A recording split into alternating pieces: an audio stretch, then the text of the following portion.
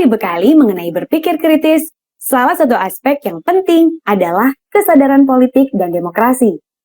Karena salah satu upaya menangkal disinformasi dalam masa pemilihan umum adalah membekali diri dengan pengetahuan tentang sistem demokrasi dan situasi politik terkini yang ada di Indonesia.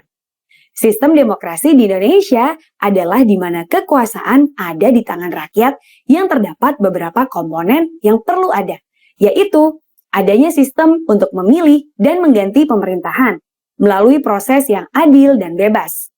Adanya partisipasi aktif dari masyarakat baik dalam politik maupun kehidupan berwarga negara.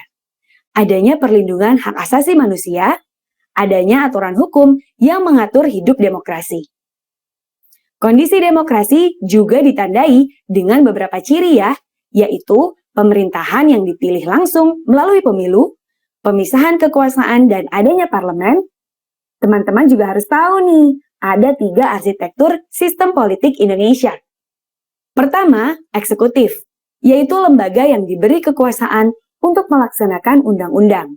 Saat ini, kedudukan lembaga eksekutif dipegang oleh kepala pemerintahan, yakni presiden dan wakilnya, serta menteri-menteri.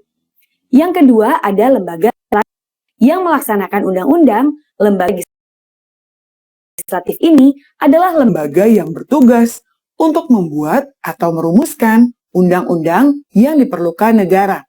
Contohnya adalah MPR, DPR, dan DPD.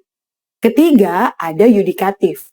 Lembaga ini berfungsi untuk mengadili penyelewengan konstitusi dan peraturan perundang-undangan oleh institusi pemerintahan.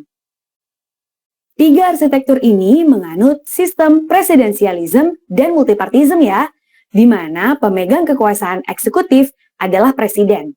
Multipartisme adalah di mana banyak sama dalam proses politik untuk kepentingan negara berada di lembaga legislatif. Tapi, nggak semua partai bisa masuk ke parlemen ya.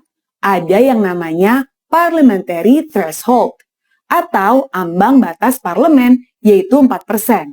Jadi, kalau partai politik tidak bisa mendapat suara lebih dari 4%, maka tidak bisa masuk ke dalam parlemen ya. Agak kompleks ya teman-teman, sistem politik di Indonesia.